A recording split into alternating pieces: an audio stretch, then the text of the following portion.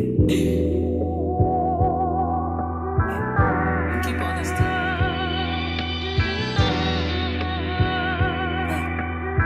Heavy is the head. I see the boat throwing. I'm too full with it. I gotta keep going. Kobe with the wins. You niggas just Ginobili. You win and only cousin me. Let's keep the ball rolling.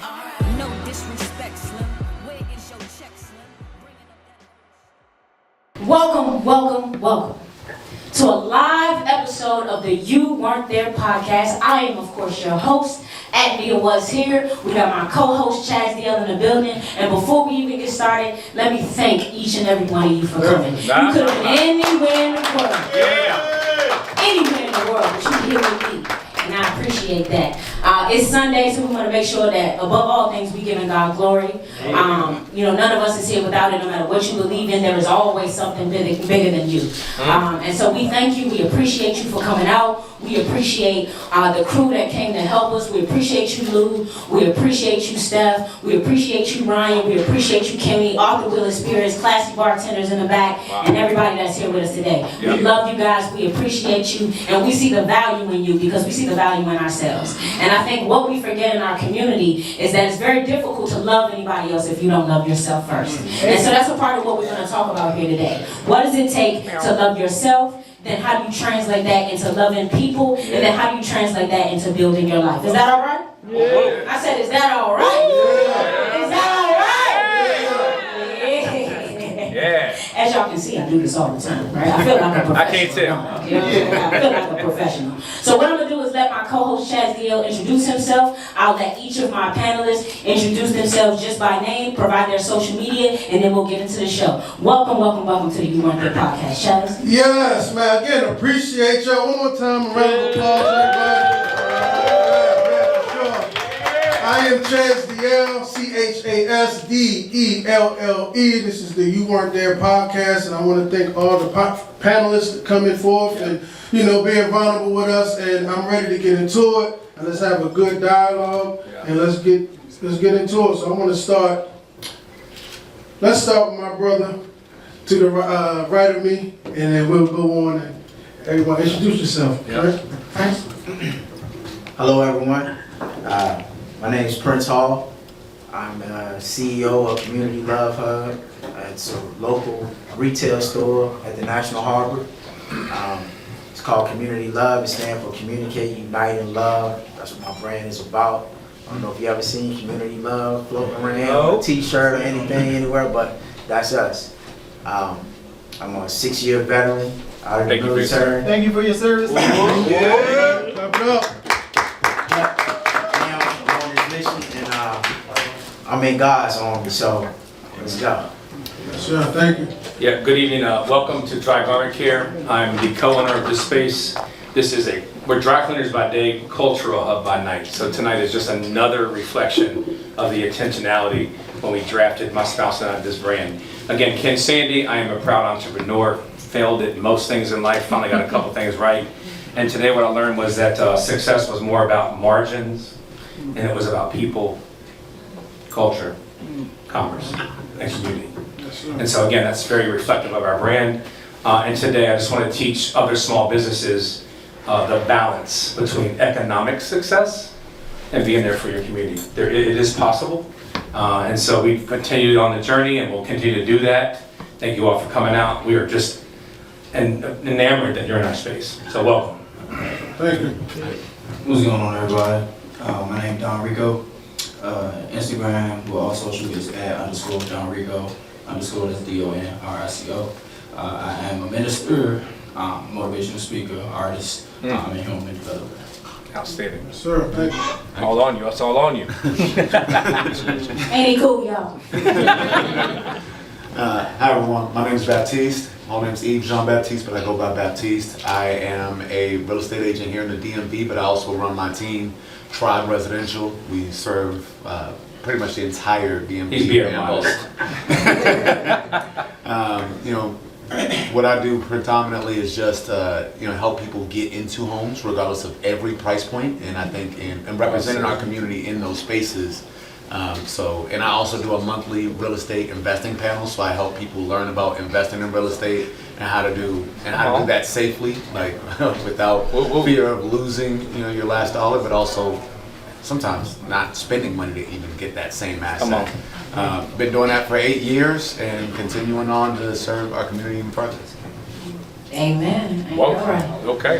Before we get into, I think, the real conversation of the day, we have some amazing sponsors that have stood behind us every step of this process. We love you guys. We appreciate you guys. We'll start with Kimmy just because Ken is already here. But Kimmy, if you want to come forward to the mic that's in front of the audience, maybe give us a few words. Talk about, you can have my mic if you like. You know what matters. But we do want to make sure that we give our sponsors an opportunity. That's right. That's right. I'll be real quick. I just want to give a shout out to Mia for orchestrating and executing this amazing event. It's so important to recognize mental health, especially amongst our Black men. I was raised by a Black man. I'm in love with a Black man, and I'm surrounded by all you beautiful Black men this evening. Come on. So I am here to support. We could have just sent some product, but it was important for one of us to be here. As Mia stated, I'm Kimberly Wheeler of Arthur Wheeler Spirits Company. Arthur Wheeler is back at our distillery working, and we just wanted to show up, show support, and share our spirits with you all. Real quick about us, we are located in Upper Marlboro, Maryland. We're 7 times internationally awarded. We didn't just slap on something. There was intention and there was a lot of thought behind that. We were talking about community earlier. This is our community. We were born and raised in the very community that our distillery resides in, and that was very important to us. So cheers to you all for making time this Sunday to be here. I love you all. I love my community always. Next time you're shopping around, think about us, Arthur Wheeler, because we were here with y'all. Ken? You're one of our sponsors. I thought I said it, but my sponsorship lies in this. I'll turn that key to that door any night to share this space. If you are a creator emerging in any kind of way, just an idea, pop up, sound listening, wine tasting, art, it don't matter. You show up. Dryy is your home too. It is a cultural hub, and if you don't reach out and use it, then shame on you. Amen to that. Amen to that. So typically, to start, has anyone here ever seen an episode of the You Weren't There podcast? Second, is everybody in this room following the You Weren't There podcast? Okay, you better be. All right, don't waste my time now.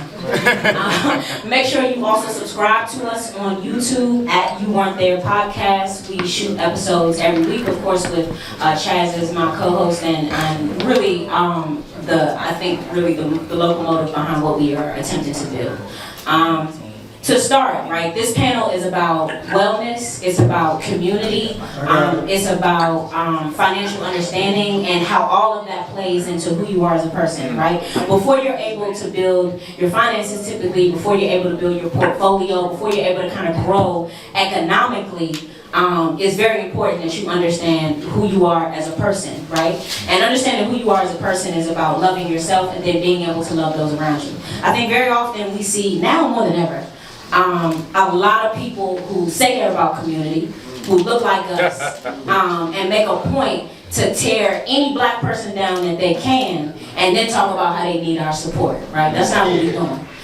We don't do the politics. If we believe in your effort, if we believe in your drive to move things forward, then you're more than welcome to sit and come and talk to us any week that we have available. So just something to keep in mind for all the artists in the room that we haven't gotten a chance to speak to. To start, we want to get into the journeys of each of our panelists. I think it's important that you understand the background of each of these people to have a better understanding of why they're sitting here today. We're going to start with Eve. Give us a little bit about just kind of what you've been doing in the real estate space. You explained it a little bit, but just kind of like the value of it and why you're sticking with this community in particular. Because you could have gone anywhere and maybe sold a little more if you'd have moved outside of the community. But you're making a point, I think, to increase financial literacy as well as homeownership literacy within our community specifically. Why is that? So whenever I bought my first home, I realized that there's an education gap missing in the real estate space. So a lot of times people don't even believe that they can be homeowners. They don't believe that it's in their future. And it's mostly because it's not really taught to us to own. So whenever I'm the son of an immigrant. So my mom came in from Haiti and she didn't own. And I saw what that looked like, you know, all my Haitians in the building. You know? Appreciate y'all. But yeah, so she didn't own, and I saw what that looked like. Meanwhile, one of my best friends, his mom came in from El Salvador and did own. And she bought in Petworth, and I saw that property turn from a $100,000 property to $1 million property over a 20-year period. Meanwhile, my mom, when she moved out of that said apartment building, got back her $600 security deposit, plus a little interest, so $720.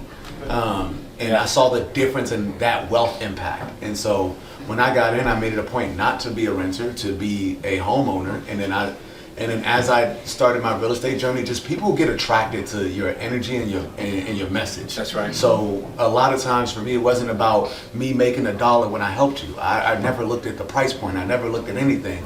I really didn't even look at skin color. I was just trying to help the person in front of me get to their goals. So regardless of what your life circumstance was, I just educated you on programs that was available. A lot of times people would say, hey, I only have $7,000. What can I do with that? Yeah. I was like, yeah, you can become a homeowner with that.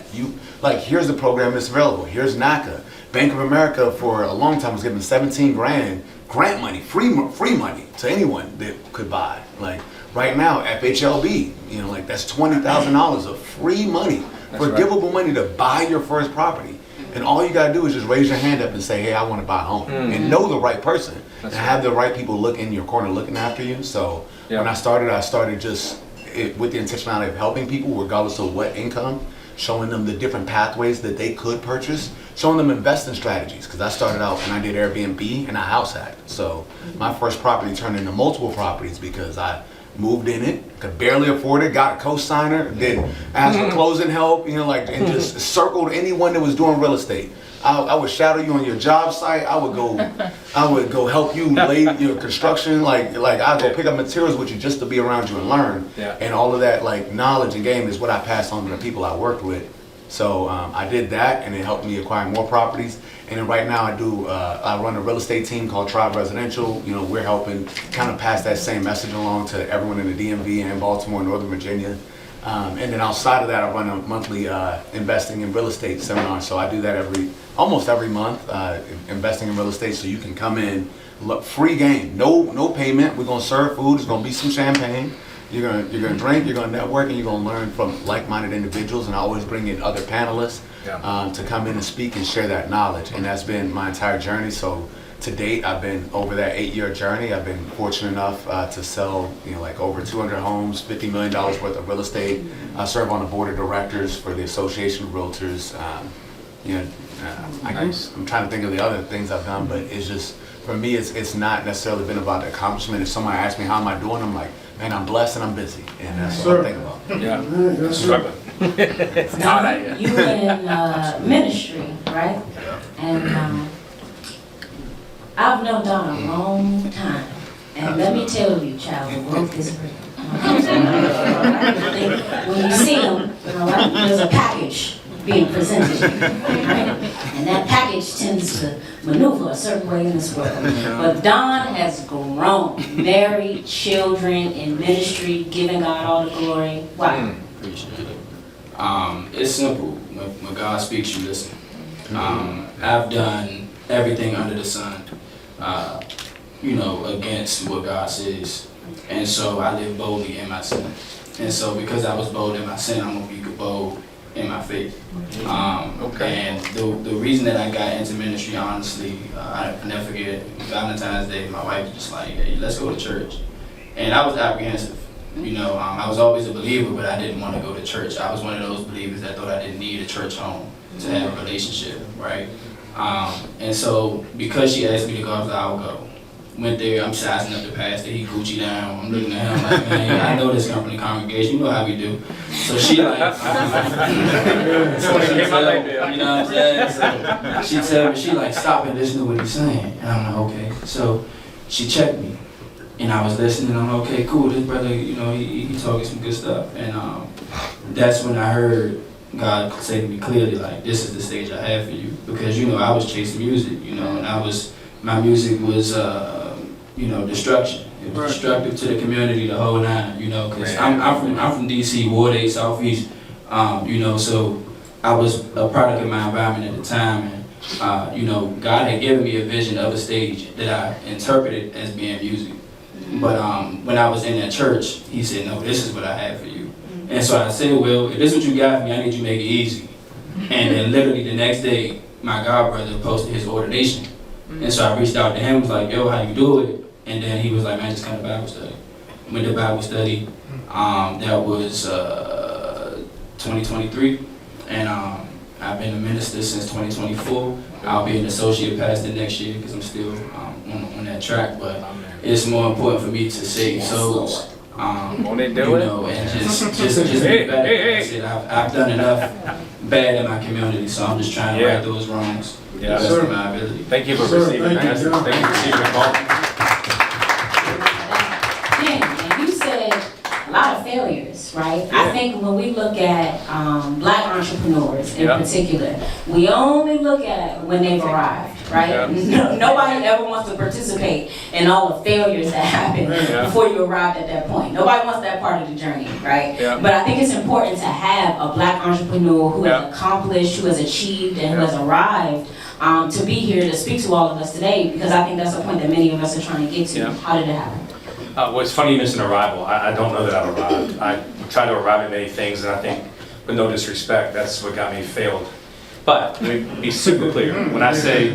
Yes, honesty. Okay, and so when you say failures, they are failures, right? Because it didn't work. They did not break me, they made me. Each and every one of them. It's emotional. And I'm gonna be real and authentic. That's what you asked for tonight, so you're about to get it. So every one of them led to where I'm at today, right? Every failure, every mistake, every Kenism, right? Because Ken was at the helm of most of that shit, for real. Has led me to be successful today. And success is not money, man. It is freedom. It's being able to make my own decisions. You look around, you say, yo, you got a pretty store, man. You don't know what went into this, and you don't know what it takes to keep it. But I will tell you, the freedom that it gives me and my husband, Khalif, is just invaluable. And so, I can't break the failures down because I don't track them like that. I just know that every time I got onto something, I always want to be part of something that made a difference, and whatever that looked like, and I never knew what that looked like. When it didn't work out, it just set me back, right? It contributed to my mental health discrepancies and inadequacies. Anyway, I'm thankful for them today. I think that if you are doing anything in life, brother, you can probably speak to failures if you're willing to talk about them. They are necessary, because if you come from the mud, ain't no help guide. I can't go to YouTube, I can't go to Lowe's, I can't buy a book, how to install this light. It's just, I set out every day, God, with the best intentions. It's my heart, it's pure, it's big, and whew. And honestly, I think that's a big part of it. I want to keep giving back. And that's so, a big part of it. You know, no secret, man. The money got to make up. The money got the money, right? It's got to pay the bills. You got to make payroll. That payroll is daunting every 2 weeks, but we make it every other 2 weeks. We have an incredible team. We got people on our team that are family and that love what we do and sign off for the mission. I just say this: every failure was required. It was necessary. I didn't know that then. I know that now, and I'm thankful for every one of them. Yes, sir. And he said something key. Every failure is necessary. Right? Listen. I think so often, because failures can be like so discouraging, right? They will break you. Yes, if you they let will. them. And I think it's important to remember, specifically in our community, because things are always harder for us. Yep. And I think that's why this event was so important to me. Because I think we need something that speaks to the spirit of our people. Yeah. That speaks to the necessity of encouraging one another.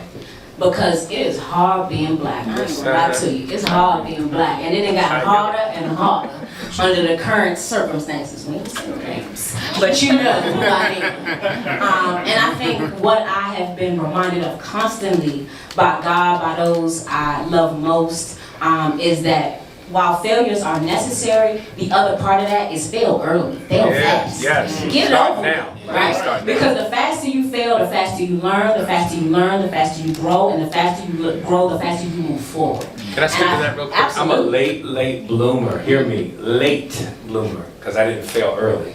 I was hard-headed. I didn't receive the message and I didn't respond and accept it. If you're gonna set out, if you're feeling wiggy, do it now. Do not wait till me in my early 40s. Shit gets harder.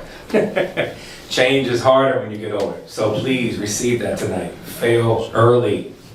Fail early and fail fast, y'all. Prince, military experience, you could have done anything with that, right? You Yep. could have become IT director, defense contractor. There's a whole lot of places you could have Come on. gone with that, and you chose to come back to the community. Wow. I chalk it up to purpose, right? I believe that everybody has a purpose in life. I was fortunate enough to find mine, blessed enough to find mine. I actually started out, the brand that I have now, I started out in the trunk of my car. But I always wanted to be able to give back, and I found that within my purpose.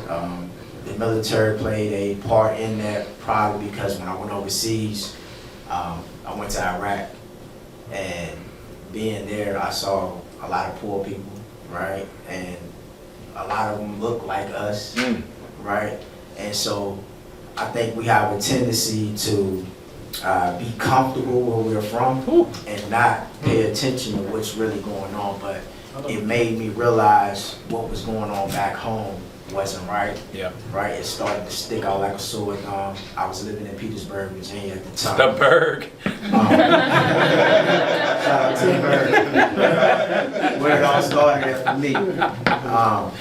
But I wanted to do something about it, so I used to like make bag lunches and stuff like that, take it to the kids in the projects and stuff. And it was kind of hitting my pockets, and I was like, man, I'm gonna run out of money. And I was trying to figure out how I could do it on a bigger scale. I remember asking God to help me do that. Yeah. And I remember one day I sat down, I was on YouTube, and I heard a sermon from Minister Louis Farrakhan talking about black economics. Yes, sir. And what we need to be doing as a people.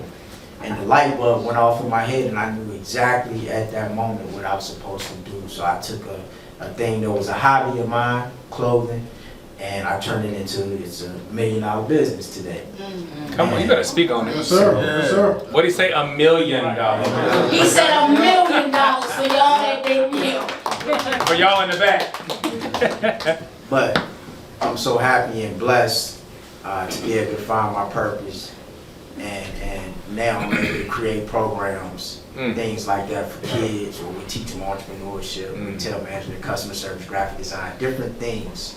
And then we're able to give them a small grant at the end of that. But those were the things that I can remember in the beginning before I even sold my first t-shirt, things that I think about how I can help. And now I'm able to do that today. Goosebumps. Yes, sir. Yeah. Amen. Shout out to Prince Hall. Prince of the Motown. Said he got $1 million. We helping each other. The whole 10 right quick. Oh, man. We want to get into black economics. We want to get into financial viability in our community. That's imperative. Ownership is imperative. I remember there was a point in time, I didn't end up doing it, but there was a point in time where I was going to sell my first home, and I went to Eve. And the advice that he gave me in that moment, I took all of it, I just didn't sell the house. Because I had so much equity in that first home. And just a little background on me, I am a DMV native, born and raised here. I grew up on 28th in Prince George's County, Maryland. I've been a DC resident for 14 years now, paying taxes and all that. And I think when I bought my home, for background, I bought my home for $100,000, right? I live in Northeast, right around the corner from here. Where do you think you can live anywhere in the District of Columbia for $100,000? You can't. In your backyard. You can't even get a condo for that amount of money. Oh, you got it. Oh, I'm working. I'm trying to be real humble. These products weren't cheap. But I think really what I've learned in all of that is, because I was really a slow learner, right? The first maybe 3-4 years in the house, I was upside down. I was dead broke. I went from living in my parents' home to now owning my own home. I was an impulse buyer. I was a person who was not great with money, and I was learning in real time. And I was terrible with money. And I didn't understand equity or any of those things, and so I spent it before I had it. Hey. I it just, because of the fact that I had kind of bought a home very quickly, my credit was very high very early. I didn't know the value of that. I didn't understand what it meant or what it could do for me, how it could change my life. And so, they send you a credit card every day. Right? And I think a lot of times in our community, we're not taught like that, the income ratio. We're not taught like really that you need to be using credit as a cash advance. But you can't use a cash advance in what you don't have. So like we have a tendency to spend money and not really understand the value of like, well, you done spent $2,000 on that credit card. Do you have $2,000 to pay it off at the end of the month? Nope. No? Well, you don't have $2,000 to spend on that credit card. And so I think I learned in real time by a lot of, frankly, I said I wasn't gonna curse tonight, but a lot of fuck ups though, that I did not understand money, that I needed to change my way of thinking. And I think in the process of that, what I really learned was how I saw myself impacted how much money I was spending. And I think that's a real thing in our community. We have been taught that your value is in the way that you look. And your value is in the way that you dress. It's in what you have. It's in the things that you're able to display. And so often, we are more concerned about looking like we have than having.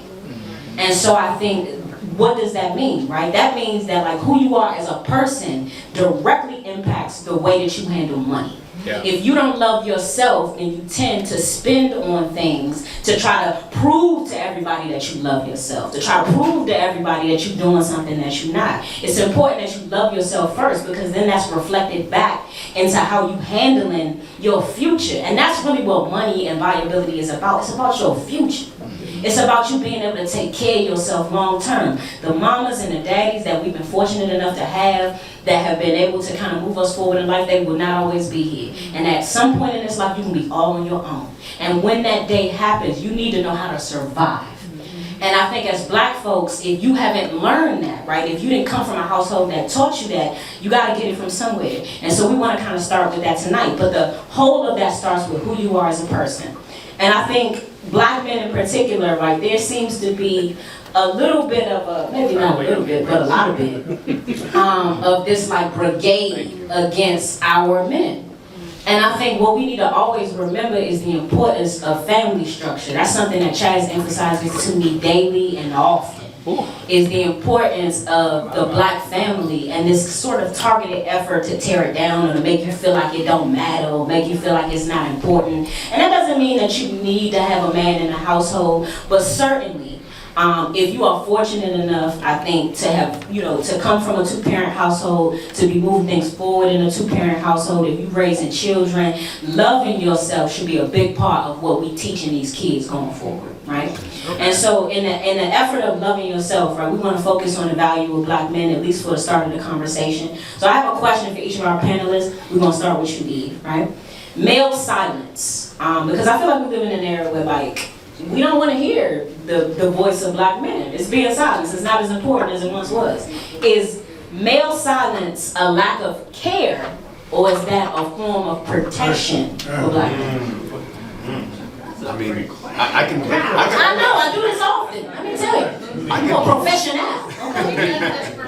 I can really only speak for myself on that, and a lot of times if I'm really being silent, it's typically for my protection. It's because whatever I'm about to say either is not going to help the situation or can only put me in harm's way. And a lot of times, in relationships and things where I've noticed that I've been silent, really just to protect me. And honestly, sometimes you feel like no one's going to care anyway, so you might as well move forward in silence. It may not be the healthiest, but I only know how I can move forward sometimes. Nice. Okay, that was honest, Don. Absolutely. Same. If I'm quiet, it's because I don't feel safe enough to share what's really on my mind. And with that, when I'm faced with certain issues with people, especially women, right? I'll reserve and not say anything, because if I say something based on something that you may have done or said to me, and you respond, and I don't like your response, now I have to decide whether I'm going to do something or not. So to avoid that, I'm like, okay, I'm just not going to say anything, because that will either be used against me later on when you're upset, for whatever reason that may be, or you may not handle me the same way if I share this vulnerability with you. So because of that, I just keep it within. which is not healthy, right? I feel like as men, we need those spaces to be able to, identify what's wrong with us and, get that stuff out. Because honestly, as men, as boys, especially black boys and black men, we're told early not to show your feelings. Boys don't cry, boys don't do this. And then when we grow older, everybody's expecting us to be able to navigate these emotions. But it's not fair to us because we were never taught how to navigate those emotions. And so what you end up dealing with is overgrown men who've never been heard as children and don't know how to say that they need to be heard as adults. Yeah. Ken? One thing that's so important tonight is that you said this was from personal experience, and I think that this platform where we can be safe and speak from personal experience is invaluable. And so silence is not golden. It's never been golden. I think that I was brought up, what goes on in this house stays in this house, lips sealed, you better not say a damn thing, yada, yada, yada. And so it was kind of prominent in my neighborhood, my family structure and all that. Anyway, fast forward. Men are silent because we are taught to carry and not share, right? So just lay on that for a minute. We're taught to carry the load, be the domination, be the force, be the example, be the strength, be the wisdom, be the leader, be. Whew. Silence is not golden. Preach, man. I think, speaking for self too as well, like your brother at the end stated, I think maybe it's the reason why we're silent sometimes is not knowing what to say, right? At times, I think we have to learn what to say, and I think I have to learn what to say sometimes because just like my good brother over here said, sometimes you ain't got, like Grandma used to say, if you ain't got nothing good to say, don't say nothing at all. And so I think it's about, we are raised in a culture where it's a lot of pressure put on us to where we feel like our voices don't matter when it comes to certain things, probably because of maybe the situation or position that we're in life, right?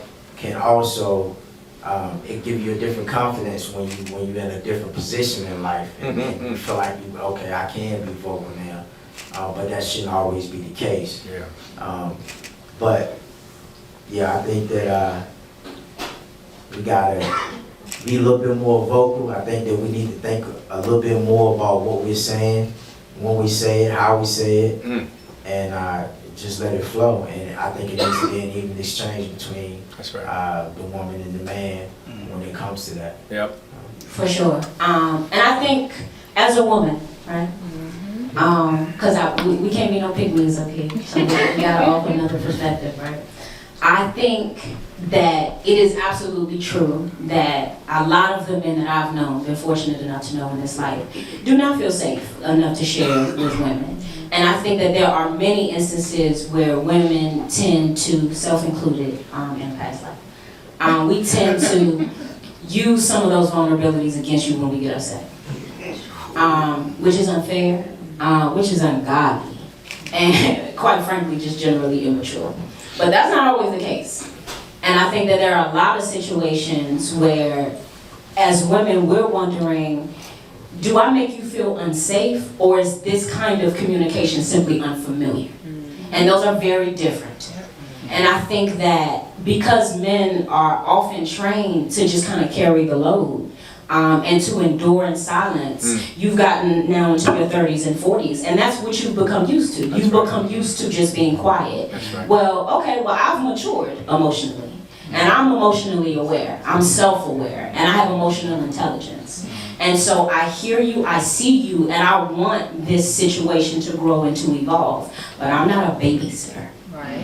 And at a certain point, you have to start asking yourself, am I making you feel unsafe? Or have you just gotten so used to not communicating that that is how you feel most comfortable? So I think like what I want to question the men on the panel is, if you're being perfectly honest with yourself, how many instances in which you've been dealing with a partner of any kind, have you had the opportunity to kind of feel safe, to feel heard, and you've simply chosen not to say anything because you've been used to not saying anything? So I'm gonna piggyback on what you said first. So I feel like it's important for women to understand that there's so much power in your femininity, right?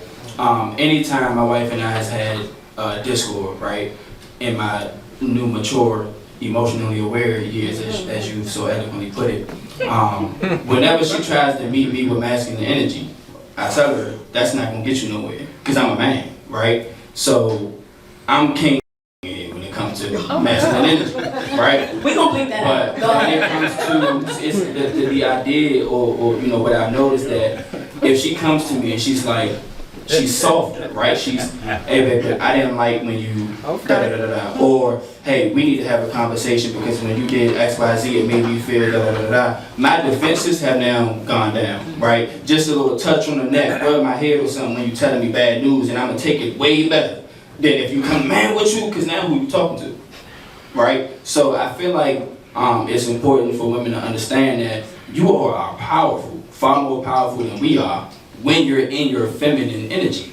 If you're talking to a man as a man, you're gonna lose that battle every single time because we have way more testosterone than you all, right? Now, your feminine power will get you everything that you need out of your man. I promise you.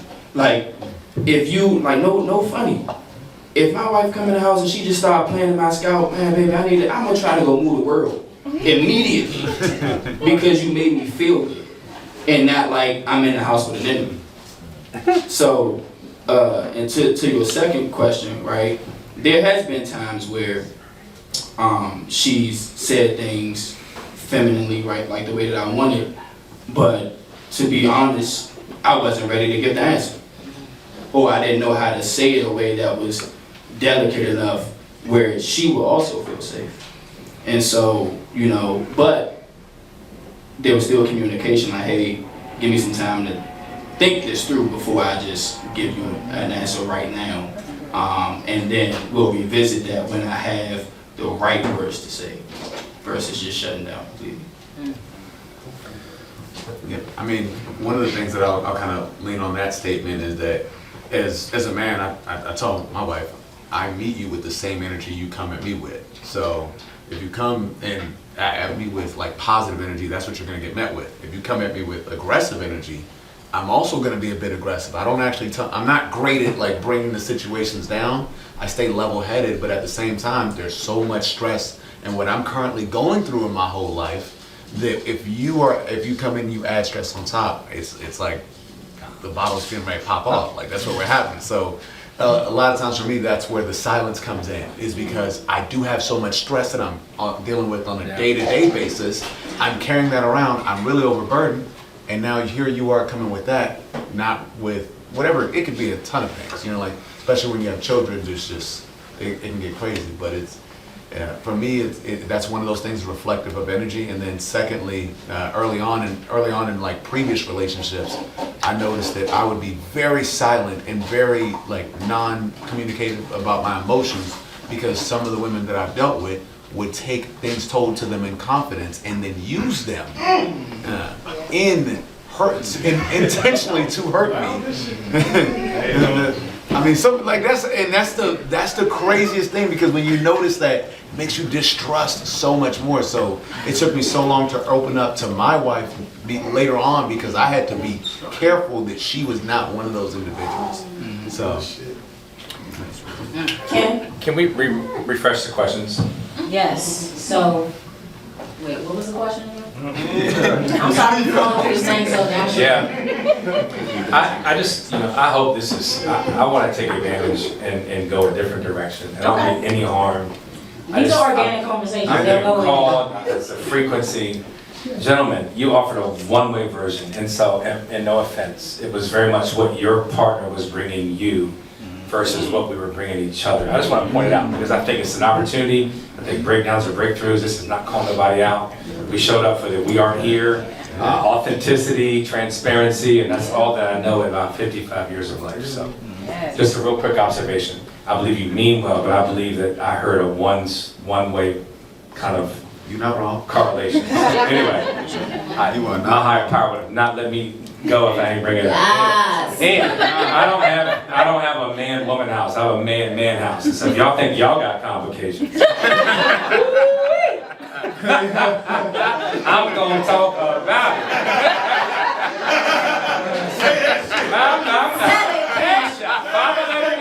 Because he relates. Don't make that shit Clock weird. it. Clock it, Cam. Clock it. Clock it. Yes. Yeah, I think we were just talking about, have you seized moments? My God, I have the most incredible other half on the planet, man. I changed my life, saved my life. That's how good it is.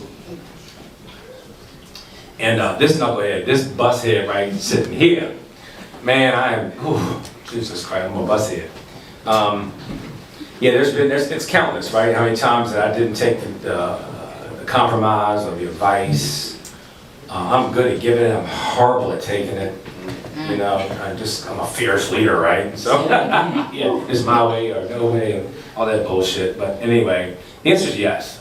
Numerous times, daily, weekly, because it's compromise and it's a communicative household. If you don't have it, then it is a one-way street. You don't share the power on decision. It's something I'm really working on, and I don't do it well. So thank you, Khalid, for tolerating this shit. But anyway. I actually have a question, because I think that's a great way to kind of pivot things, right? I'm curious about, does conflict strengthen relationships or expose I'm taking off on this one. No. We'll start with you, Prince, since you get a chance to answer this one. But I'm curious about that, because I think that really is in like the eye of the beholder kind of thing. But does conflict strengthen relationships or expose incompatibility? Real talk. I think it could be a little bit of both. Because what you don't know, right, and it's not revealing itself to you, you aren't really ready for it. So sometimes when certain conflicts arise, if you and your partner are level-headed, right, you're able to work through those things, right? However big, however small it is, it could prepare you for something great to come. So I think that it can. I don't think anything is going to be, so to say, perfect ever. So conflict can be strengthening for a relationship. Okay, I like It's it. necessary. I want to hear your take on that, Chad. No, I agree with him. It's necessary. And when we talk about conflict, there's levels to it, right? So each level in your relationship, you break through that barrier, you're going to find some more turbulence as you rise to the next level. And then that's more conflict. Right? Conflict don't got to be we beefing. We just got opposing ideas on how to break through this barrier. And that's what happens in a relationship. If you, like you said, level-headed and the foundation is strong, each level will present a challenge or conflict. So it's necessary. You have to go through it. You should actually run towards it, really. And I say that because my wife is here. Yes, Monty, yes! But each level, though, you know, as you progress, right, and you got so many years, the conflict don't be as a big clash now, right? It becomes easier and easier as you get through it or whatnot, but you have to go and fight through it. But the answer to earlier when we talked about do not care or protection, that's both too. Because if you really care enough, then you're gonna speak and communicate. Right? If I don't care enough, then I'm gonna be silent and just protect me. Right. You know what I'm saying? Because if I'm the protector and on this roadmap, protection, I have to vocalize what's ahead. Even if she don't agree, is gonna get mad, so what? I have to say it because this is part of my leadership. Or whatever. So it's a little bit of both. But I just want to kind of say I agree with that because conflict is definitely needed. No, I agree wholeheartedly. I used to be a serial problem under the rug sweeper when it came to my relationship. Like, if there was a problem or that we need to talk, I'm like, let me just buy you something. I don't feel like talking like that. That's how I used to be, right? But that is truly unhealthy because what I was doing was I was creating an unsafe space for my wife. Right? And we went to therapy and everything like that. And what we realized through the conflict was that things that I was doing would trigger her, and then the thing that she did in reaction to that would trigger me, which is all my fault, because had I not done this, then you would not have done that, Right. which would have triggered me to do this. So Women with are that being reactionary. said, you know, it took that, and like, you know, actually hearing the small things that were nothing to me, that were minute to me, Yeah. but doing those therapy sessions, she was like, well, this is a trigger for me. And I'm like, oh, I didn't even realize this is as simple as not putting the tissue on the right way. You know, but that could be a trigger that is making her react in a way that's ultimately triggering me, and then it's a big old confrontation for no reason that could have been avoided. And so through those confrontations and, you know, active listening, those things were able to help us move forward and build. Yeah. So it's a little combination of both. I think a lot of men forget that. I'm gonna say that. I mean, you know me, Jay. You know me Yeah. well. I think very often men refuse to communicate in the beginning. And so we are sort of accumulating this silence. You, because either you don't feel safe, or moreover, because what none of the men have really emphasized on this panel, they've mentioned it, but what they have not emphasized on this panel is how often men simply don't want to talk about it. It's not because I'm doing anything wrong. It's not because I'm not communicating in a feminine and a soft way that he can receive. It's not because I'm not trying. It's because you don't want to deal with it. And I think very often we tend to accumulate emotions based on that, right? You just don't want to talk about it for whatever reason. And I think a lot of that is just because, like, you've never had to before. You've never been in a relationship this long, this strong, with a person that requires you to move things forward. And so that tends to start mounting. And now we 3 years into this, 4 years into this, 5 years into this, and we have never really talked about a problem. You buying shit to make me forget that we never talked about the fact that you never put the toilet seat down. And I have a problem with it. I think too often we do that. I'm sorry, are you trying to participate? No, there's an audience. That's what that mic is for. Sit down. We gonna get there. We gonna get there. Hold your horses, Thomas. We doing All something right though. We got an audience participation portion. Yeah. Write your question in your phone. We gonna get to you later. That's just a funny question. Go ahead. Honestly, man, the conflict piece, I was born in the conflict. All I know is conflict. I know chaos. It's very comfortable for me. Okay, but when you find your human, man, conflict is the key ingredient. And what it has taught me is that it determines if that human that you call yours is the one that you're meant to build together or walk away. On that, right? On both sides. Because when we started saying something about reactionary, right? But on both sides, all right? Women, give men grace if you can feel their heart, right? Sense their energy, like, okay, this one, he's a good one. Give him grace. But men, 99% of the problem really do fall on us. It do. Because I was listening to, I think, Noor Muhammad, and he spoke on, if you ever notice, right, the planet or Earth, they call it, like in Africa, for example, they call it the motherland, or the pronouns of the United States, the she, right? That's, when you talk about land, that's soil. So as men, whatever we sow, we reap. So that's how you have to look at women, right? So whatever I plant in her, things will sprout, right? I can't put string beans and try to get carrots. It don't work that way.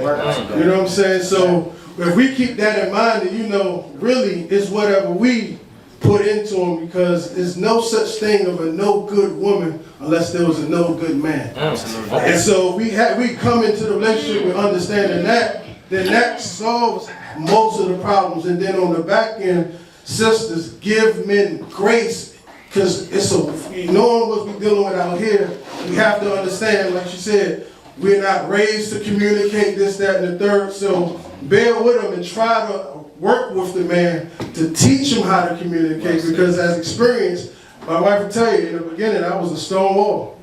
But she figured out a way to break through that with her grace. Now, it's now just water in the soil now. You know what I'm saying? Come on, So, yeah, that's all. And two, like, I think we need to remember, right, when you're talking about grace, right? at some point, you need to allow me to break through that wall. That's right. Right? Like, I'm not gonna sit here 7 years and still be trying to break through it, right? And my love for you is not enough. At some point, your discipline with regard to this relationship Hashtag needs discipline. to kick the hell in.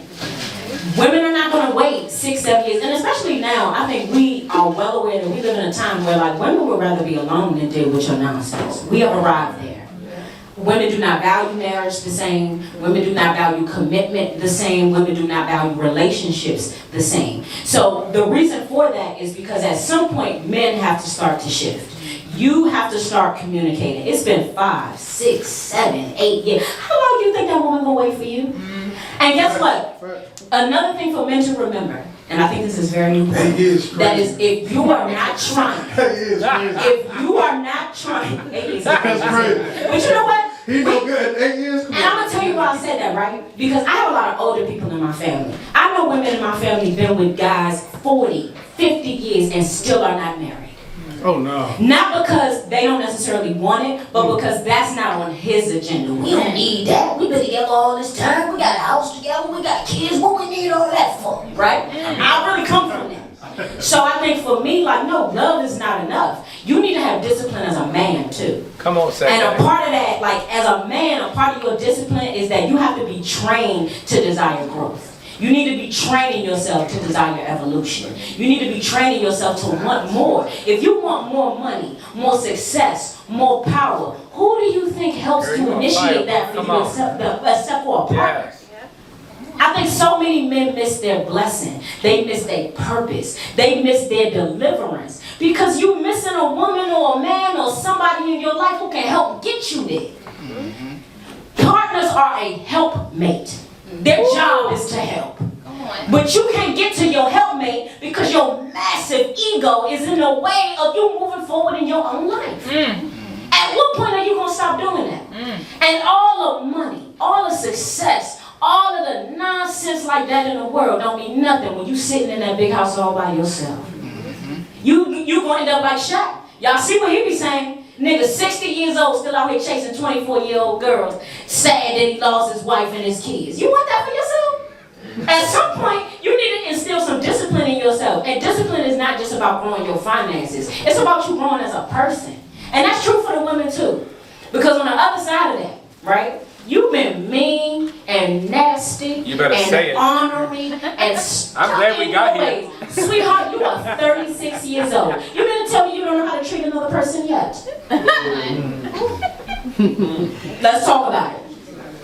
Now, I'm a person, I grew up here, which makes me a certain kind of way. I spent a long time in New York, and I do have a more aggressive demeanor. But I think any man that has ever dated me will tell you I know how to adjust. Okay. And I think that that's important for any woman. You need to be able to soften. But you need to feel safe in order to be able to soften. So there is a two-part situation here. Growth and love and maneuvering forward in our relationships as black folks, it is a two-way street. It is not a highway and a bike path. Okay. She got to be growing and he got to be growing. I got to be growing and you got to be growing. And we need to all be cognizant of that. Yeah. I said what I said. I said what I said. Yeah. Another question, right? Can we open it up to the people? Hey, Oh, ready. you want to get to the audience participation portion? That means I'm doing something right, right? When people want to talk, that means I'm doing something right, right? You know what's crazy? I'm going to say this to you, Khalid. And this is just me being transparent, right? My big fear tonight was that we would get to the audience participation portion and nobody would want to participate. So Not yet. that tells me that Not a drop. That ain't so how I we feel go. very blessed that you No, no, said no. that. And as a matter of fact, we They can skip itching. it. So let's do that. We have a microphone right here. And let me do this as well. This is Gigi. Let me announce her as our newest third co-host of the You Weren't There podcast. Let's give her a round of applause. So you'll see her on the show starting next week. So Gigi is going to provide you with the mic. If you have questions or comments concerning what has happened tonight, please feel free to bring yourself forward, or Gigi can come to you and give you the mic. Let's start with Khalid. Yes. Hello, my people. Might be like that. Life be life. One of the things that I definitely wanted to get up here because, you know, I am in a same-sex relationship. And y'all know within the black community, there's been a lot of, hatred or, misunderstandings about what that means. Come on. And so I grew up in Philadelphia, which we had this conversation, and Philly is still heavily homophobic. I came to the DMV area, I was like, niggas is hanging with gays? Like, what the fuck is this? You know what I'm saying? It was different. It was a different experience for me. And so I listened to a lot of things here tonight, and this, what I was told before I got here was about mental health awareness for men, right? And so, black man first, gay, if you pick up on it, whatever. And in my community, I've gotten, it's been tough for me growing as an individual in my own community because of the hate, because of being gay. A lot of people saw that within me before I even knew it. So just to let y'all know, before I really explored gay, I dated women, I've been with women, I've had both experiences. Now, what I will say is the women dogged me because I was the nice guy that wanted to make sure she was the most beautiful woman in the world. Because my mama was the most amazing, beautiful woman in the world. You know what I mean? And so I've had bad experiences with women, and I've also had bad and maybe even worse experiences with men because men are type A. We got egos and all of that other stuff. I just don't like when we get into these kind of situations where it's like, oh yeah, the man and all men, they do this, and then the men are like, yeah, women, they do this and they dress like this. I'm like, it's about the people that you're picking. It's about, because I can't, it's about the people you picking. You know what I mean? Because I can't play victim all the time. And if you get with a bad person and you still trying to make it work, at what point do you take responsibility for staying in that situation? You have to grow up and understand, yeah, this isn't for me. It's time for me to move on. I've played victim for a minute, and I had to sit back and look at me and who I was choosing, you know what I mean? And then I finally, I sat with myself. When I hit 36, I was like, when I get to 40, I want to be in one of the most amazing committed relationships. So from 36 to 38, I dated no one. I had sex with no one. I would go to the club, get drunk, and come home by myself because I needed to know who Khalif was at that moment. And when I hit 40 going to 41, I met the most amazing human being. You talking about Ken, y'all? Yeah. Ken, y'all. Yeah. What's the question? Go ahead, I'm listening. Let's go. I'm sorry, yeah. And so I just want us to get to a point where we talk about our experiences, but not generalize and say men are this way, women are this way. It's just who we choosing at those points. Because my parents were considered the Cosbys. They were the most amazing to each other. You know what I mean? My cousins, all of them were amazing men who treated their women with the utmost respect. It's just about experiences at this point. We as black people are fucking amazing. And I don't want us to continue to sit here and be like, women doing this, men doing this. Yeah, we all got our shit. We do. We all got our shit with us. And so, I'll wrap it up. You want me to wrap it up? Yeah. Okay. Yeah, what's the question? Yeah. Yes, sir. But, yes, so. No, you good. Yeah. I'm just talking. I'm outside. You good? Yes, sir. Yeah, so, Fair to clock. for me, I just wanted to, wrap that up and let us know that we all can get along. We all got issues with us, but let's try not to generalize and understand this, who you picking sometimes, and stop being a victim. Now that's 100%. I'm gonna let you go, Prince. I want to say this really quick though. Something that we emphasize consistently on You Weren't There is you attract what you project. I think people forget that part of things. You better say it. If you want an amazing partner, ask yourself if you're an amazing person. If you want somebody who's kind and considerate, ask yourself if you're kind and considerate. If you want somebody who is a good communicator, who listens well as listening to understand and not just listening to respond, ask yourself if you do that. So often, we want things that we can't deliver on. You better speak. If you want it, you gotta give it first. Yeah. You have to Well be said. what you expect from someone else. Well said. And I think that's something that we forget a lot in our relationships because we do go through a lot. And quite frankly, we go through more than everybody else, I'm gonna say. So I think it's easy to want, to need, or to feel like you deserve all of these things without ever looking in and saying, have I done the inner work to deserve any of this? And if I haven't done the inner work to deserve any of this, what do I need to change or adjust in order to be able to have the things that I think God has for me? So that's my take on it. Chris, Nice. go ahead. Great follow-up. I mean, you're 100% correct. You have to prepare yourself first. Prepare yourself for what you want. That's what anything in life, business, love. But what he said though about choosing the right person, right? My brother Nori, I heard him say that the most important decision that you ever make in life is, besides choosing in God or finding God, is finding the person that you're gonna spend the rest of your life with. And they either will inspire you to become 100% of yourself, or they'll make you half of yourself. Okay. Right? And so we really have to look at who we are as a person, and then what we want for our lives, and then pursue that. Okay. You know, creating a list in your head. Checking it twice. Women too, creating a list in your head of the type of human being that you want in your life, and checking all. You know, you ain't gonna get everything on the list, but you know, some of those things on that list should check out. And if some of those things on that list check out, then you can grow from that. You said something very important. You're not gonna get everything on the list. No. Let me say that again. You're not gonna get everything on the list. Some of y'all walking around here, he need to be over 6'5". He need to be handsome, attractive, love his mother, make 6 figures. He need to wear a size 12, no kids whatsoever. You got a long list of shit, sis. Same thing with men. I think there needs to be like an air of compromise. Not in terms of your needs, but in terms of your wants. There are a lot of people that have these exhaustive lists. And guess what? None of that aligns with what you are intended to have by God anyway. You need to be trying to find a partner that aligns with your purpose. That's right. Y'all here moving, you're looking for 6'5" and 6 figures and six cars and 6 houses. Sweetie, you need to grow up. And another thing about that too, is the same thing with like who you are as a person. You want somebody kind and understanding and forgiving and communicative. You need to be all those things. You want a nigga with some money, do you have any? You hit something on the need part. That's critical because Needs versus wants. but that's when you know what, again, purpose, right?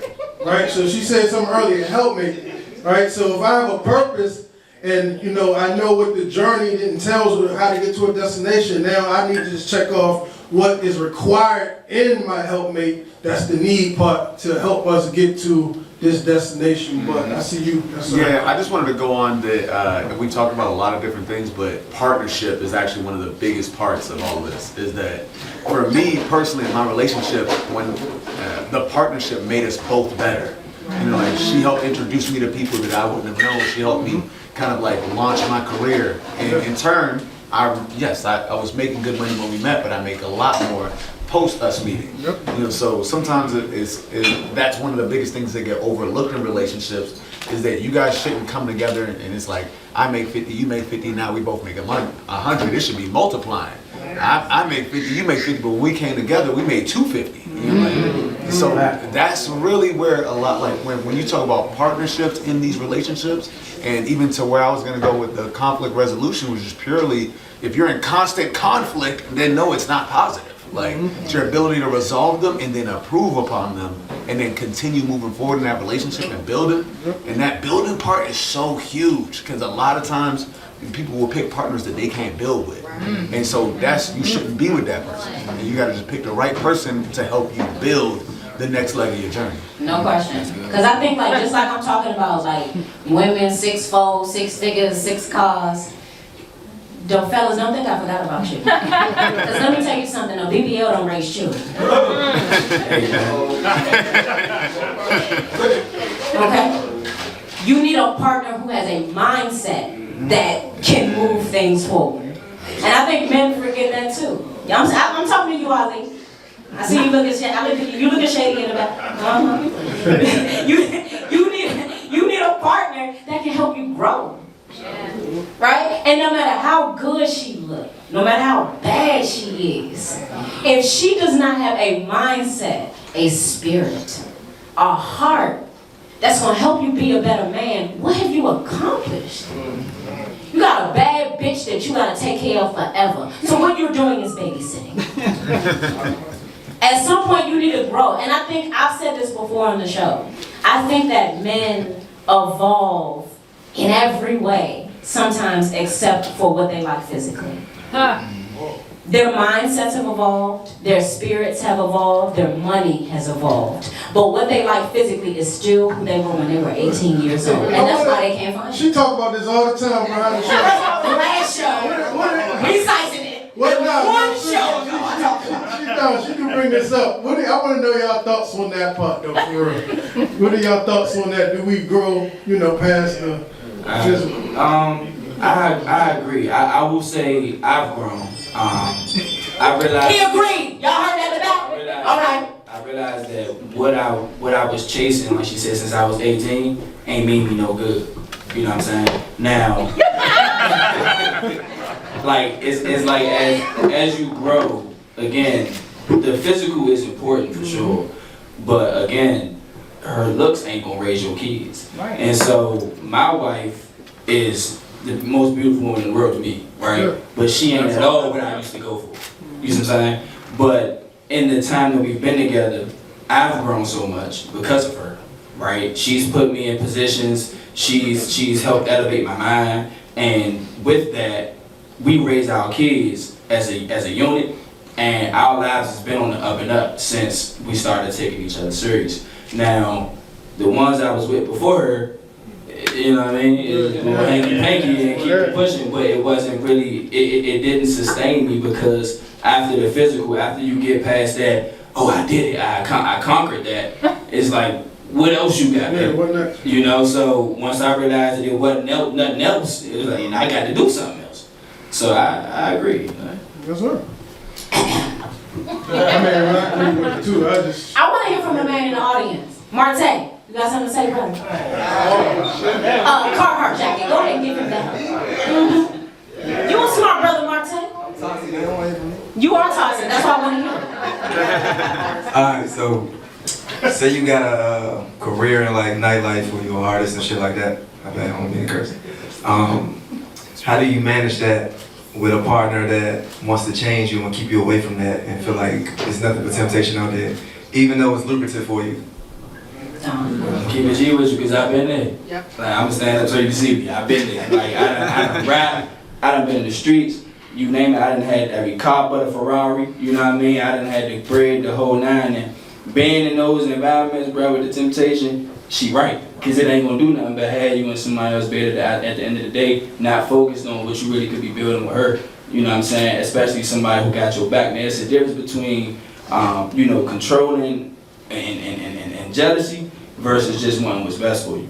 You see what I'm saying? Only person that can decide that is you, based on how that interaction is. But as far as the temptation goes, she ain't lying to you. Like, it ain't putting you, it ain't doing nothing. But what if, like, as a man, I already outgrown all that. I done conquered everything. Yeah, I hear you. It sound good. It sound good. You know what I'm saying? It sound real good until your flavor walk in the door. You know what I'm saying? And then you like, hold on. Like, I might not have grown as much as I think I grown. You know what I'm saying? So the best thing you can do for yourself is not even put yourself in them situations. It ain't saying to get rid of how you make your bread. That's how you make your bread. But also find different alternatives. You know what I'm saying? So you can make her feel secure, but so also you're not doing yourself a disservice. And also, let me add a little something to that. And this is just science. You're going to pull something down before you pull it up. Okay. Don't ever forget that. So it's easy to tell yourself, like, I could be in these terrible environments with these terrible people. I'm strong enough. But you are not stronger than gravity. Something going to pull you down before you're able to pull it up to your level. Don't fool yourself. Go on, Thomas. So I feel like I could speak to the stuff we were talking about earlier, and I could speak to Eva Marte. Really, what I tend to tell people is, like, you've conquered everything, right? But like, you gotta go back to the women that made you think, right? Like, a lot of times we move past all these things that are better for us because we weren't looking. You see what I'm saying? I wasn't exactly prepared for you to pick me, but I'm going to speak my points as they come to me. The thing we were talking about earlier that I feel like that we missed, I guess I'm only saying this because I'm recently married, also recently had a kid, but like, thank you. What I will say is that while we are protecting and doing all these things, we also have to teach, right? So I can only speak from my personal relationship that I had to teach my wife how to be emotional. You see what I'm saying?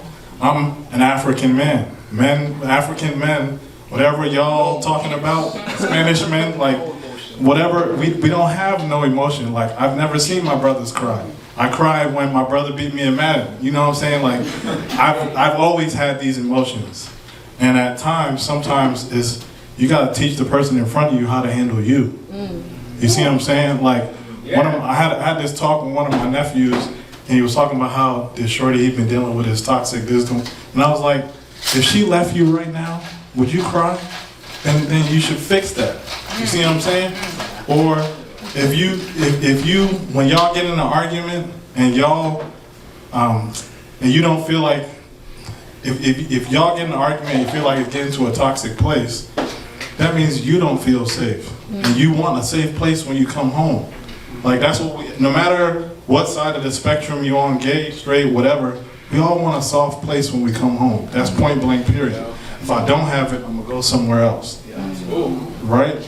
So I feel like these are things sometimes that get missed in these conversations. Like sometimes you gotta teach your partner how to treat you. And then at the same time be that same, like I'm be see-through transparent because that's the only way I know to be. Right now, my wife and my recent baby are in a different state because I listened to her and then acted on what she said.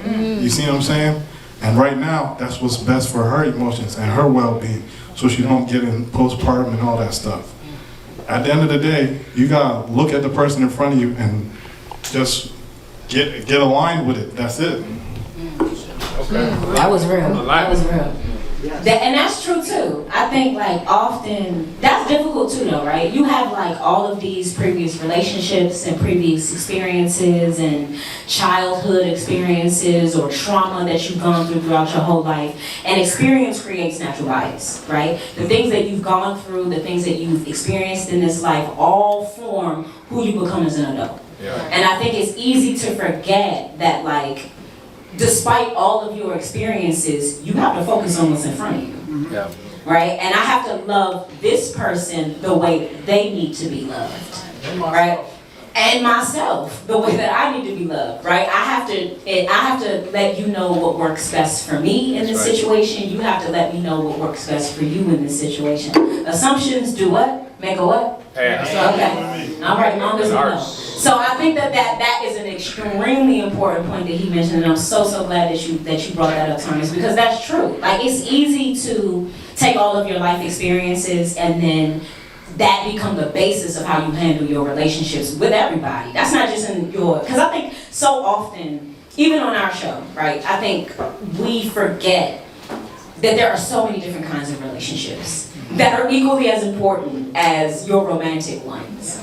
And I think for me specifically, I've been very blessed and very fortunate to have a group of friends that I can count on.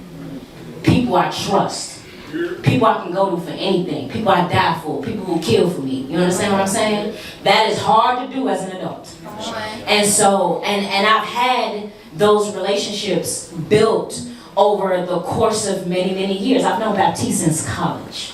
I've known Torrin and his lovely wife since college. I've known Andre and Sway and so many people in this room who I knew through music for over a decade, Chaz for over a decade. I have spent my life cultivating relationships. And I think that's why I speak with like a certain level of authority on it. Because a lot of my experience, while romantic is a part of it, I'm a woman and I do love men. Lord knows, child.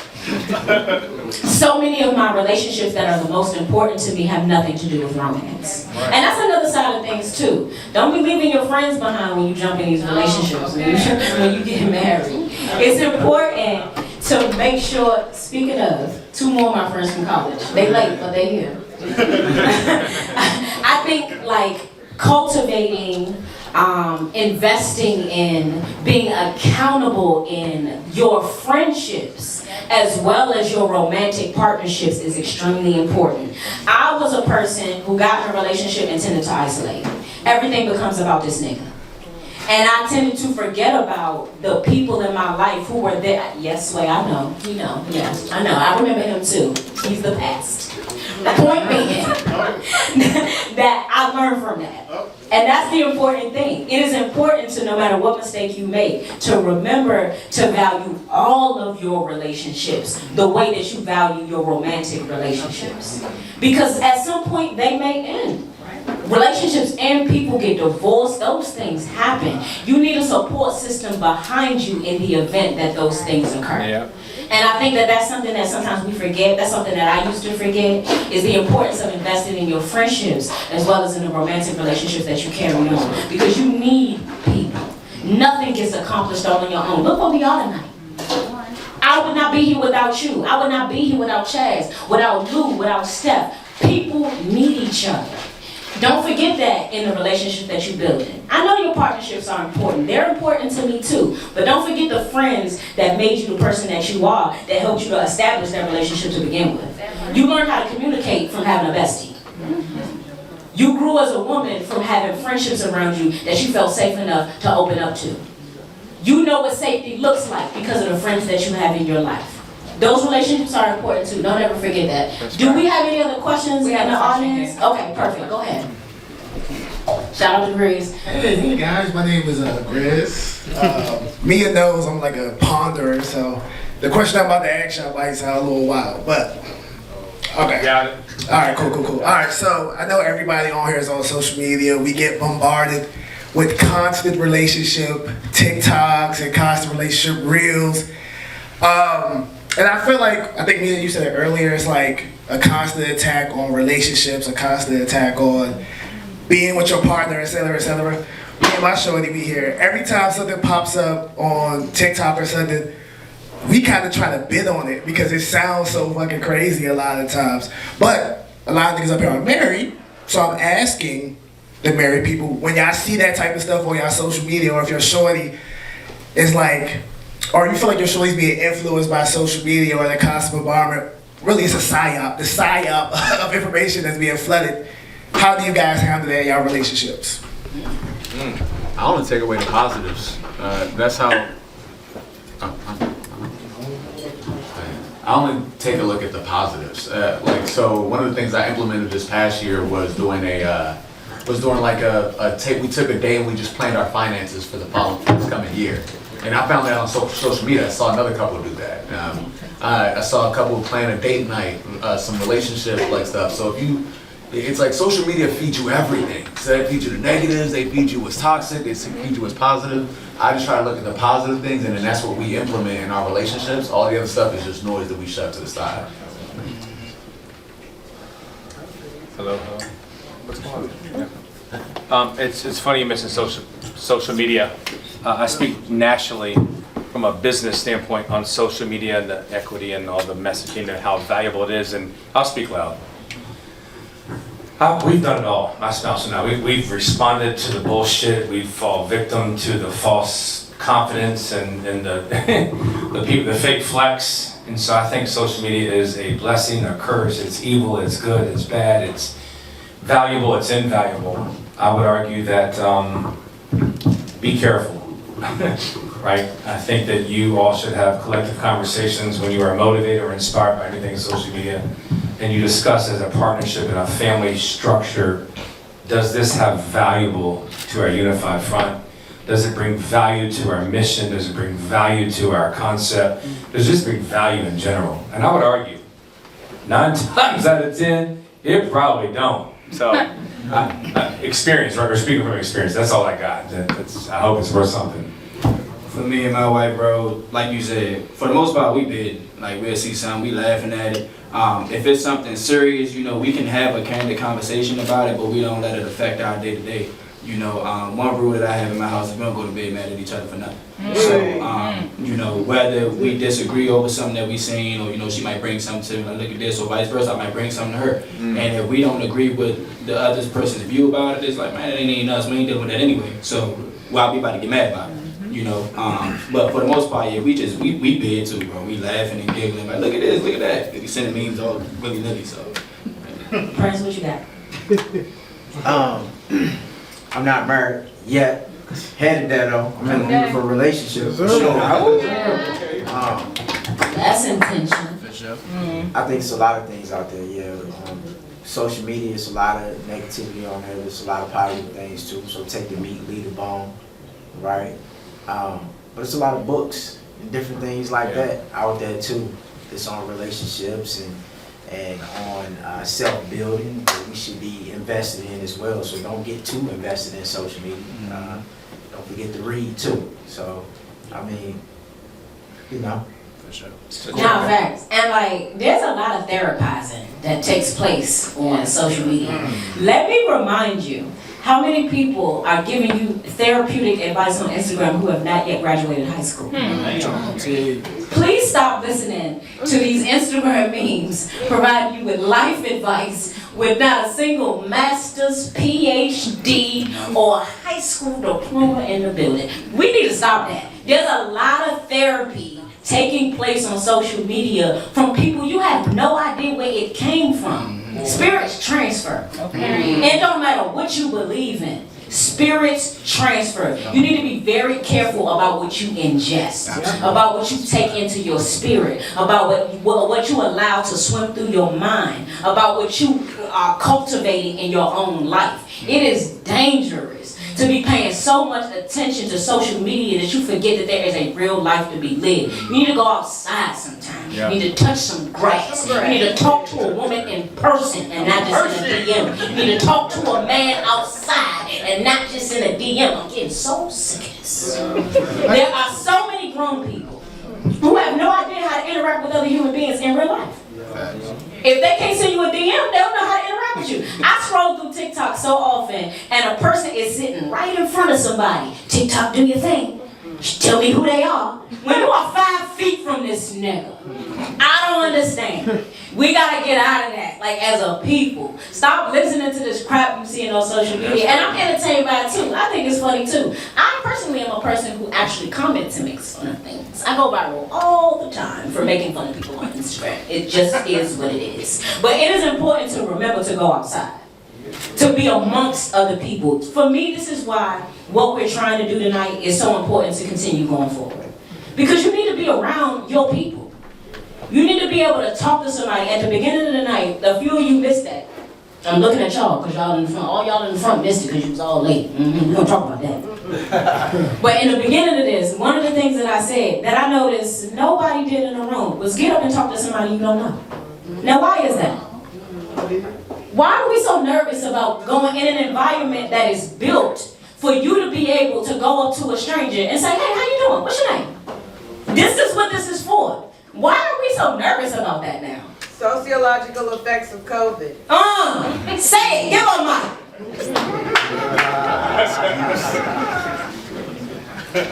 Say it one time. I want to hear it. I said it's the sociological effects of COVID. Explain. Well, we were all locked down for what, 2 years? Some longer. A lot of people went through a lot of losses. A lot of people had a lot of spiritual awakenings. A lot of people realized that they were living maladaptive lives. A lot of people realized they had maladaptive coping mechanisms. A lot of people got comfortable. A lot of people are just now breaking out of that. A lot of people are just now waking up to that. So I think it speaks to the therapy you see being popular online now. Everything is popular, you know, therapy is popular now. Can I ask how old you are without being offensive? Yeah. Yes. Oh, 47. Well, 47. 46. It's interesting. I'm 55, so we're not too far that you bring the COVID. I think the COVID era is so profound. I truly believe that's true. I think it went way beyond that. I think as a people we were sown in discord. I think collaboration is not even our culture, our conversation, our understanding. I think we were taught to do anything but collaborate. And I think in the new era when we're learning what true collaboration means and that you don't want something from me, that you really do believe that I'm genuine, which is something we teach at Dryy, collaboration over competition.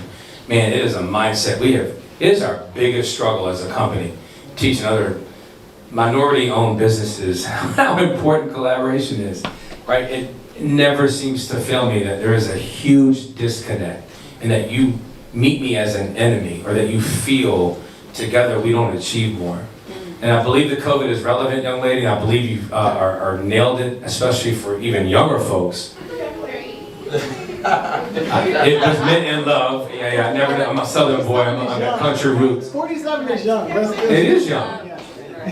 But I believe it is way before COVID. I think our inability to collab, I think we really need to go back to figure out where that comes from. And until we really do, we're going to struggle.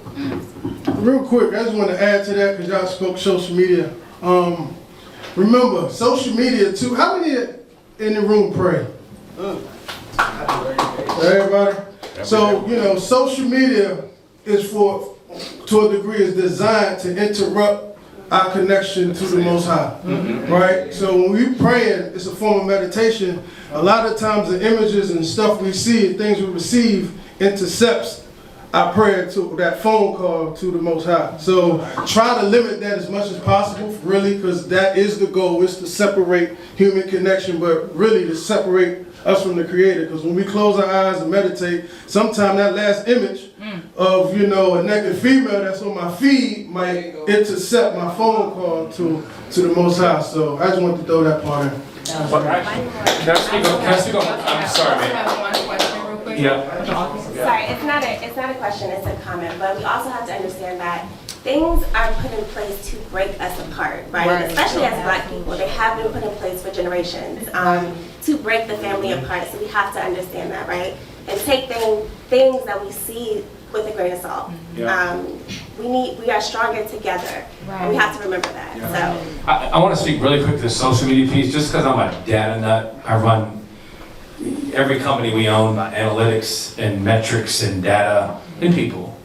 And so social media, I was addicted to it. We run multiple brands. We use it very powerfully. It ties back to return on investment. We can track the metric. But my personal page, as I turned into 2026, I don't do resolutions, but I do transitions. And I was trying to really assess how I spent my time. And one of those things was, wow, things again, back to not bringing value. So I ran a 2-week study, sounds silly, on self.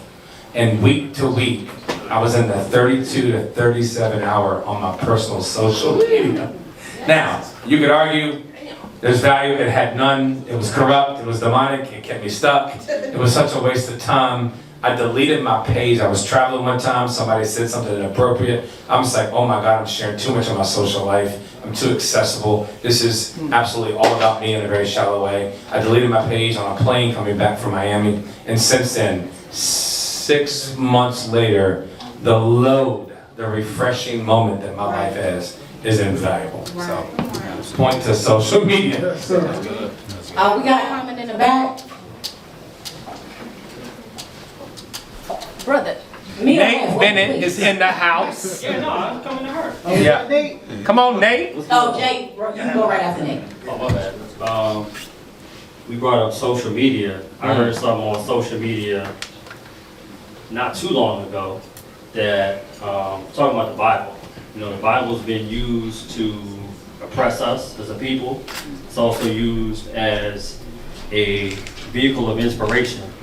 And whatever it is that you're looking for on social media or in the world, you'll find.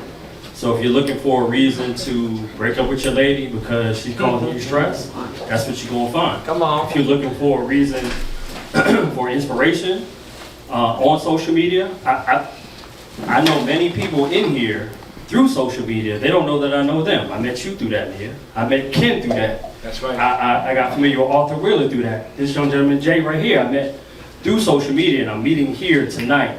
So whatever you're looking for through social media is not the issue.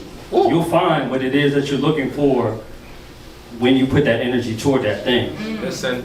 And I think also, secondly, a lot of the conversations as a divorced man who was married to a beautiful woman for over a decade, the conversation was about men's mental health. Right? Bring it back. And it's been centered around relationships, romantic relationships. We are valuable beyond those relationships because a lot of my identity was tied to that woman and being a father and being a protector and provider, and I was lost Man. once I was removed from that. So I just want the gentlemen in here to know that we are valuable, we are powerful, we are purposeful beyond just that romantic relationship. Well said. So again, that conversation, and not to minimize that connection that we have with those romantic partners, because those elevate us. But Yeah. even if you're devoid of that, I know we have the millennials and the younger generation who can't communicate with people face to face like that, don't know how to navigate life and feel like they are less than because they can't find a romantic partner. There's value in you beyond that. So we can kind of talk to that a little bit, not to, take over the that's conversation, but just wanted to make a point that we are valuable beyond those romantic relationships. No question. And I do want to get into that a little bit before we wrap it up, because it will be hard to believe, but we've been doing this panel for 2 hours. It goes quick, right? Yeah. I know. This is what we deal with every week. Value. We don't want to be Value. No offense. But Jay, we're going to let you get your comment, and then I do want to kind of circle back to what Nate is saying, because I do think it's super valuable. I'll be brief. What's up, y'all? My name is Jay.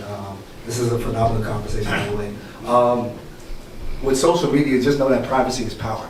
Right. So like I said, everybody don't have to be in your business or your space, and you are what you entertain on the track. So like I said, there's certain people that's going to probably want to know your business, so just be mindful of that. And know that life is a bank. Like, make sure that you are depositing into yourself. Sometimes we withdraw so much that we struggle to deposit. Like, when's the last time I made a deposit for myself? So make sure that you do that, and make sure that you keep your battery charged. Make sure you keep your battery charged. Man. Making sure that you're able to get to point A and point B. Because sometimes you need to get to point A for yourself before you get somebody else to that same point too. That's all I have to say. That's valuable. And I think that ties directly into what Nate is saying, right? I think, and I apologize for this, because I think what Nate mentioned is reductive, right? I think it's easy to center a conversation around relationships because it's so much of your life, right? Yeah. But I'm single. And so I get what Nate is saying, anybody interested in the house. I'm kidding, I don't want y'all. But legitimately speaking, I agree with what Nate is saying, because I think it is reductive of us to center everything around relationships. But also, this is my point when I say, like, value all of the relationships around you. Come on, Danny. Value all of the relationships around you.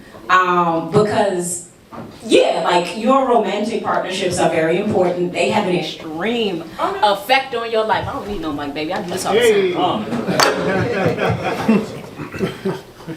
Working? Okay. Yes. And we're going to wrap it up here, right? Because I done held y'all for 2 hours, and let's have a drink and have some fun. I feel like it's gotten very heavy. But I do think it's important to remember to pour into yourself. And I think the value of that is because if you are not pouring into yourself, you're not going to be a good partner anyway. Yeah.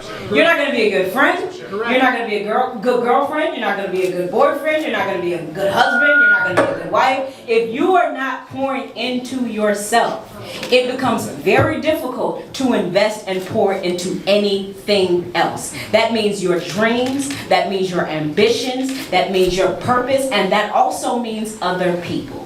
I think so often we are giving and giving and giving, and especially in our community, because we give to everybody. There is nobody who doesn't benefit from us, down to content on TikTok. Other classes, other races, other cultures steal from black content creators all the time, take it, and then make a commercial out of it for Downy and make money. Okay. We are valuable beyond what we have to offer the world. You are valuable in and of yourself. You are valuable just because you belong to God. You are valuable just because you exist. Don't ever forget that. And whether you have a partner or not, a wife or not, a husband or not, if you ain't got a single friend in your life, you do not need one. God loves you exactly as you are. And don't you ever forget that. You don't need nobody. But it's nice to have somebody. And if you want to have somebody, Be the best version of yourself in order to accomplish that.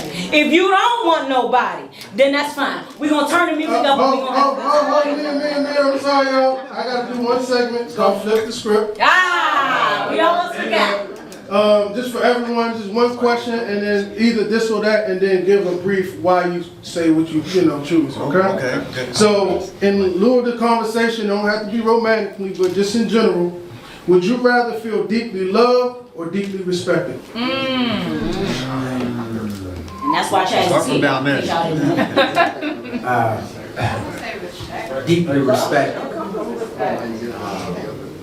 Because Respect seems to be the sentiment in the audience. with respect, being deeply respected, right?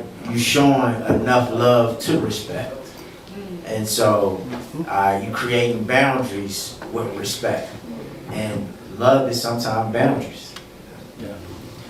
So again, speaking personal experience, this is all I got. I think that for me, it's initially love. I think everything starts with love. It all starts there. I think that's a short ride if you don't implement discipline and respect thereafter. And I think the combination and the trifecta of all those three things creates an incredible journey. So love first for me, respect and discipline second. For me, respect first. As a man, I need to be respected. I demand respect because I give respect. I love myself, right? If you love me, that's a bonus. But you don't respect me. Yeah. Okay. I have to think of that question in reverse, and which one was removed, which one would hurt me more? And I think once you've lost someone respect, I just don't think you come back from that. So to me, the respect part is huge. So, you, Chaz? I'm gonna go with respect too, but I just want to break down, because I've been reading this book, but I want to break down the acronym of the respect, right? Again, I've been listening to Nori lately. So respect, right? He says when we're dealing with relationships, right? R is for respect itself. Then you have E for esteem. I admire my partner, or who am I looking at? S is for bless his or her sight. So you want to be able to, even when we're not going out and about, still look presentable to your partner. You know what I'm saying? P is for proud. You don't have to say the words, but just be proud. Show that your partner that you're proud of him or her, of whatever they're doing. E is for eat, nourish him or her. Pour into that person. So let's eat, because a man needs fuel, a woman needs fuel. C is for compassion, right? Because men or women, we're sensitive than we admit, right? In this world, so we have to have compassion. That's the grace. And then T is for train. Train the children to respect and love your mother, your father. So that's why we're going to respect. And if we do that, then we'll get love, because love is duty. It's a responsibility. We have to know to look at love more as a verb and not a noun. And I think if we get respect with each other, our community, respect ourselves, the value, then we'll love the community. We'll love the brotherhood, the sisterhood, and then we'll go out and carry our business and bring value. So that's it. No question. Now y'all see why I keep chatting around. Brother got wisdom, ladies and gentlemen. That brother got wisdom. We are gonna wrap up this part. I know we could talk all night. Believe me, we know we do this every week. So we know that this could be a 4-hour panel conversation. We're not finna do that. All right. I would like to hear some music. So we're gonna wrap this conversation up. Is there anybody that has any final comments? Because I don't want to cut anybody off. If there's anybody that has any last things that they want to say to us, any last questions that they want to ask. As the owner of this space, any creators or artists in this space, this is not the only time you can come here.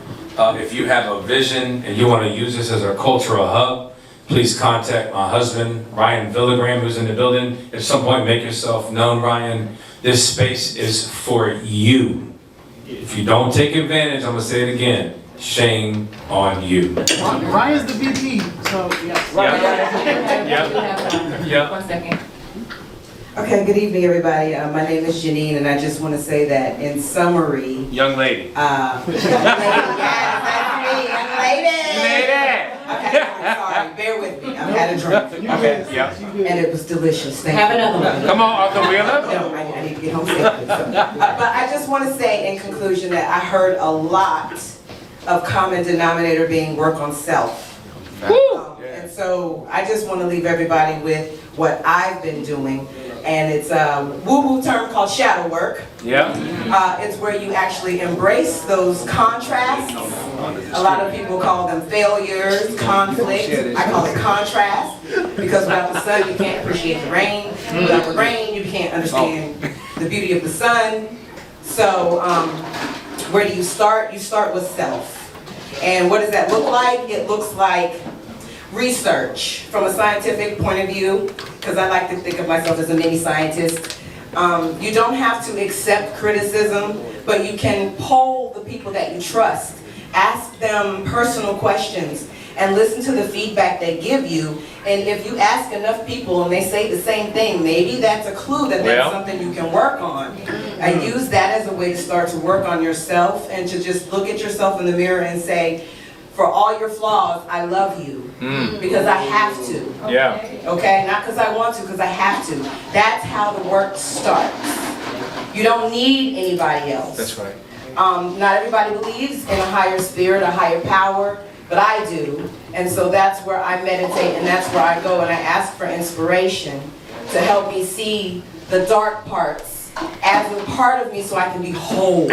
Not so that I can accept the things that I do wrong and just use excuses, like because I'm a Gemini, but to actually learn from those dark parts and make myself whole. Because like you said, if you want those things, you need to be those things. That's right. And that's all I gotta say. Okay. Thank you so much. DJ! Thank you so much. Start that music. You got a follow-up, Marte? Go ahead. He's outgrown those things now. He's outgrown those things. Marte grew up in 15 minutes. Go ahead. No more temptation. I'm a dad. I got a 6-year-old. I just want to say, man, when y'all out in the world, like, lead with respect and kindness, because you never know what people going through. Right. And you never know how that can, like, change somebody that. That's all I want to say. My man. Self-improvement, yes. So, thank you, everybody. Yes, we love you guys. We appreciate you guys. We invite you to stay, party with us, have a drink courtesy of Arthur Wheeler Spirits. The drinks are on us tonight, so please drink all of it. All right, leave you rid of this shit. But we're gonna wrap up this show. Thank you guys for coming out to the You Weren't There podcast live show. Our first one, the first of many. We hope you had a good time. We hope you enjoyed the conversation. Everybody do me a favor right now. Pull out your phone. Yeah. I'm talking to y'all. Pull out your phone. Come on. Phone's out. Go to your YouTube app and subscribe to the You Weren't There podcast. You don't see everyone y'all doing it. I got a problem. Also, if you're not following us on Instagram and TikTok, you can follow me at Mia Was Here, 5_, at Chaz DELLE, and of course at You Weren't There podcast. We love you guys. We appreciate you guys, and we'll see you next episode. Hey,